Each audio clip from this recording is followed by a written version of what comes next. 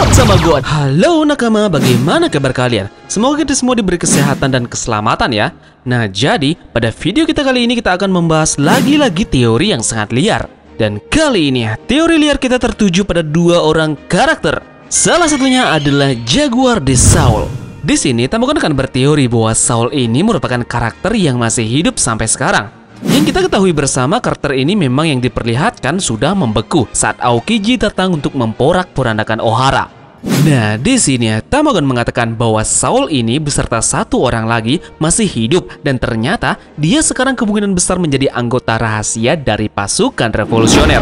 Nah, jadi bagaimanakah teori ini bisa berjalan? Jadi kita akan bahas lengkap di video kita kali ini. Ingat ya, video ini hanya bersifat teori. Ini akan dikuatkan dengan fakta dan clue yang Tamagon dapat dalam manganya langsung. Jadi, siap-siap, tarik jangkar, dan mari kita berlayar!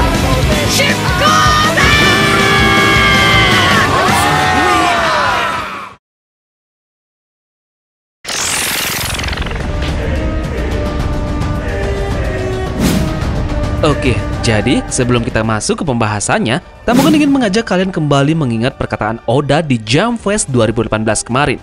Ada seseorang yang bertanya, bagaimana Anda melacak ratusan karakter sampingan yang berulang? Apakah Anda merencanakan jauh sebelumnya untuk kemunculan mereka kembali?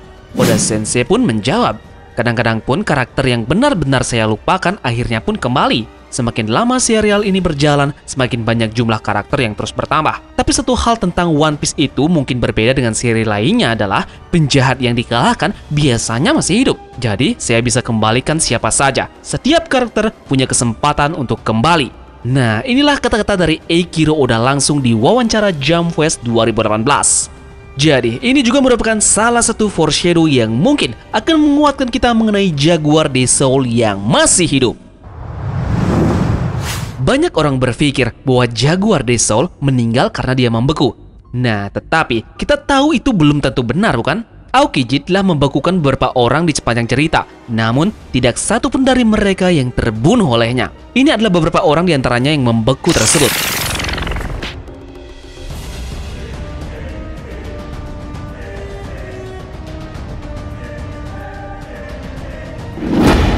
Nah, kesemuanya ini bisa selamat, kecuali Jozu kehilangan lengan kanannya. Tidak hanya sampai di situ, Aokiji secara khusus menggunakan jurus yang disebut Ice Time Capsule saat dia membekukan Saul. Itu yang diketahui satu-satunya saat ini teknik yang digunakannya.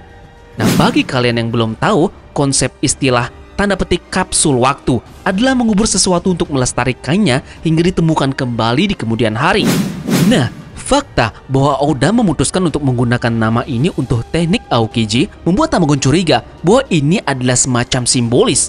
Ini sengaja dengan menunjukkan Saul akan kembali ada di cerita masa depan. Jadi, apa yang bisa mencairkan time capsule ini?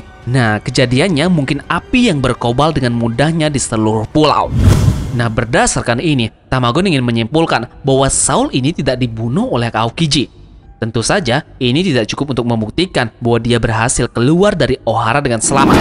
Terlepas dari kenyataan bahwa tujuan panggilan Buster Call secara khusus untuk menghilangkan mereka, Tamagon tidak melihat satupun dari mereka yang mati di sana. Clover ditembak, dan Olvia sendiri diserang oleh si Pinan yang hampir dipukul sampai mati. Tapi mereka semua diketahui sudah mati di tangan Buster Call sendiri.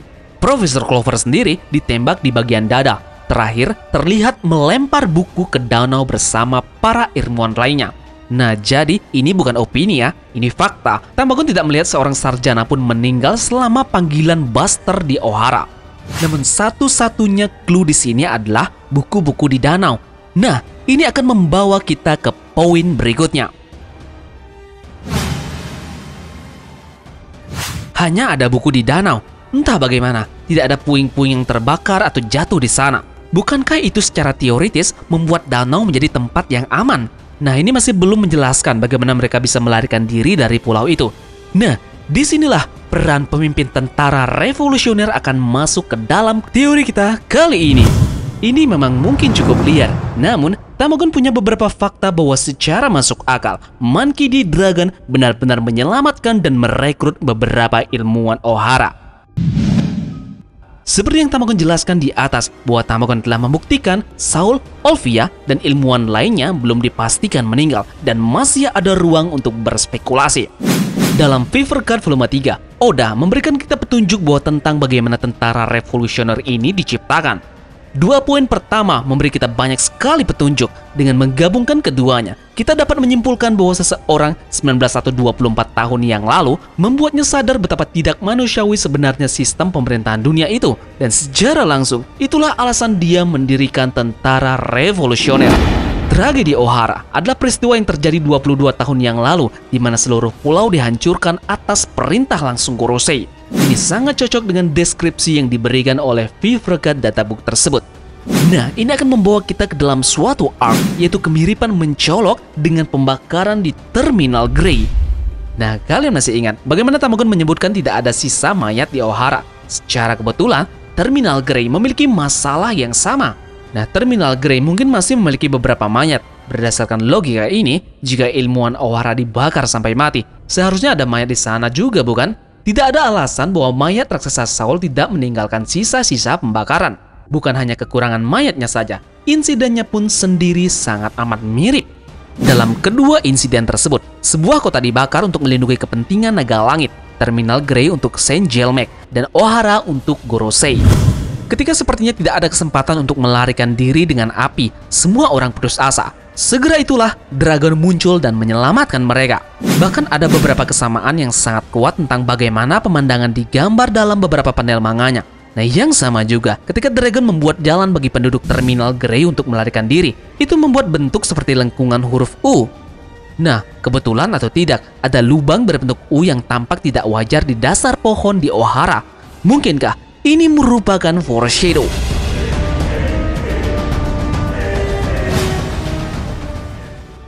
Dragon adalah orang yang sangat dicari oleh pemerintahan dunia saat ini. Tamagon berasumsi bahwa dia memiliki bounty yang sangat tinggi, kemungkinan besar yang tertinggi di One Piece. Mungkin bounty-nya melambung di angka 10 juta beri ke atas. Jadi, apa yang membuatnya pantas mendapatkan bounty sebesar itu? Tamagon meyakini dia pasti telah melakukan sesuatu yang lebih mengerikan untuk mendapatkan bounty sebesar itu. Nah, alasannya adalah jika pemerintah baru-baru ini mengetahui bahwa dia menyelamatkan beberapa arkeolog yang mempelajari poneglyph, harga buronannya akan melambung sangat tinggi. Seorang gadis berusia 8 tahun yang baru saja belajar membaca poneglyph diberi hadiah 79 juta beri. Nah, para sarjana Ohara ini tidak hanya lebih mahir dari Robin, tetapi mereka juga dipimpin oleh kemungkinan arkeolog terhebat yang dunia ini punyai. Nah, selain itu, para arkeolog ini juga dengan tepat menyimpulkan bahwa sejumlah besar informasi yang berkaitan dengan abad kekosongan dan pada dasarnya, hipotesis mereka dikonfirmasi oleh reaksi Gorosei. Jadi pemerintah mengetahui bahwa Dragon tidak hanya diam-diam menyelamatkan mereka, tetapi juga menyembunyikan dan membantu mereka. Itulah alasan yang logis statusnya sebagai penjahat paling dicari di dunia. Jadi sekarang kita akan masuk ke teori yang lebih dalam lagi mengenai kemungkinan dua anggota rahasia dari tentara revolusioner. Yang Tamagon maksud di sini adalah Jaguar de Saul dan Nico Olvia.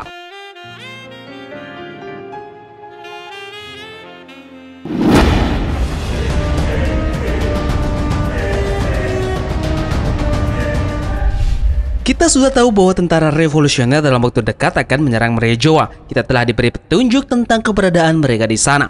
Mungkin kita akan melihat nanti Nico Olivia berada di Reverie bersama dengan anggota yang lainnya. Di sepanjang Reverie ada beberapa raja atau ratu yang diberi nama atau dapat dikenali dengan terinspirasi oleh negara dari dunia nyata. Kita bisa lihat sendiri dari kiri ke kanan.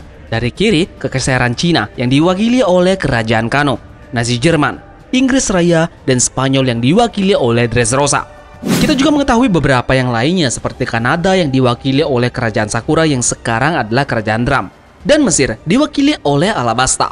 Nah, ada yang unik. Wanita di tengah karakter yang dapat diidentifikasi ini tidak pernah disebutkan namanya dan sepertinya tidak mewakili negara manapun.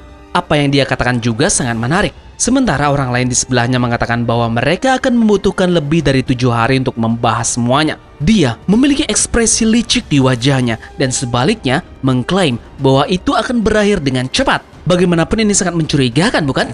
Mungkinkah dia melihat beberapa burung gagak di luar atau mungkin memperlihatkan sabu di antara para penjaga?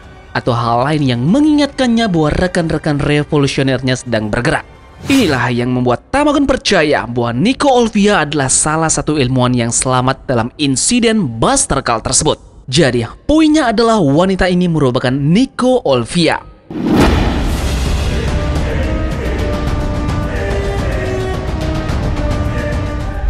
Untuk Jaguar de Saul ini, yang seperti Tamagon bahas di video pertama kali, dia kemungkinan tidak akan membeku mati diserang oleh Aokiji.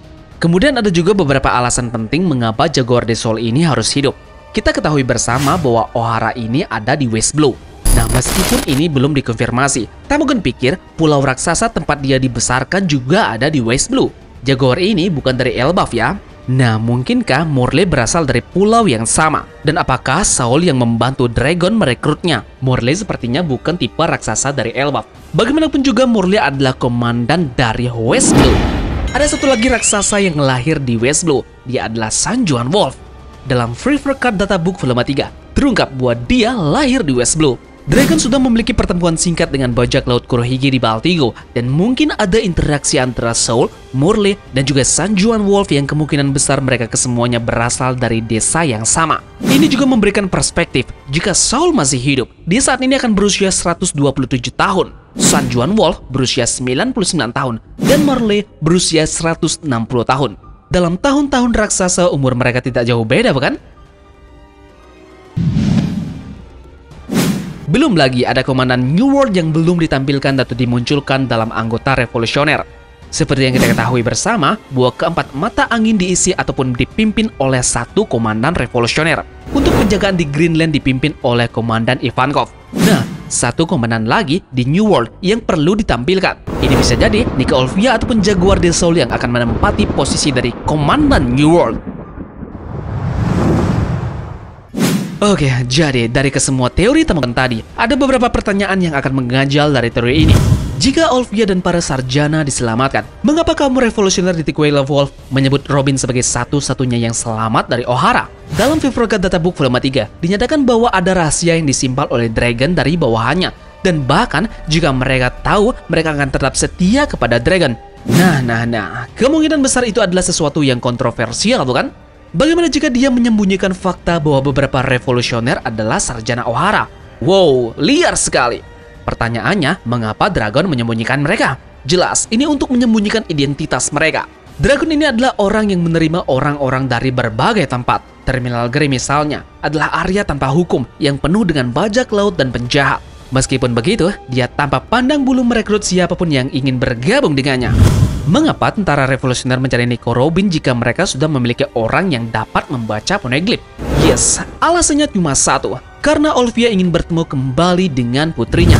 Lalu, pertanyaan lagi, mengapa Nico Robin tidak menceritakan ini semua kepada kru topi jerami? Jawabannya, dia bahkan tidak menyebut Sabo ataupun Dragon kepada Luffy, bukan? Dan dia tidak menyebut Hak dan Koala juga pada Jinbe. Jadi, mengapa dia menyebut fakta bahwa ibunya yang diduga sudah meninggal dan orang lain di kampung halamannya selamat? Nah, itulah mungkin memang sengaja disembunyikan oleh Nico Robin kepada krunya. Pertanyaan lain, apakah itu memang Olvia yang ada pada Rafat the Referee? Dia terlihat begitu muda di sana, jadi harusnya tidak cocok, bukan? Nah, kalian ingat bahwa terakhir kali melihat Olvia adalah 22 tahun yang lalu. Di One Piece sendiri, umur segitu masih belum dikategorikan tua. Kita tarik contoh satu. Dragon tidak terlihat jauh berbeda dari eksekusi Roger hingga sekarang wajahnya sama-sama saja. Meskipun faktanya sudah 24 tahun dari eksekusi tersebut. Contoh lagi, Sengoku tidak terlihat tua selama perang di Marineford. Faktanya dia sudah berusia 77 tahun. Jadi jika Olvia masih hidup dalam cerita, dia baru saja berusia 55 tahun. Oke, kita masuk ke akhir video yaitu kesimpulan. Jadi, kesimpulan yang pertama adalah Saul tidak dibunuh oleh Aokiji dan tidak ada sarjana dari Ohara yang dipastikan tewas dalam insiden bus terkal. Kemudian kesimpulan yang kedua, Dragon tiba di Ohara dan menyelamatkan Saul, Olvia, dan para sarjana lainnya seperti di Terminal Grey. Kemudian yang ketiga, tragedi Ohara adalah alasan dia menciptakan tentara revolusioner. Keempat, rahasia yang disembunyikan Dragon dari pengikutnya dirujuk dari Free Forgot Databook volume 3 adalah bahwa beberapa dari pengikutnya adalah sarjana dari Ohara. Dan terakhir, alasan utama Dragon dianggap tanda petik penjahat paling dicari adalah karena pemerintah dunia mengetahui bahwa dia menyelamatkan para sarjana Ohara.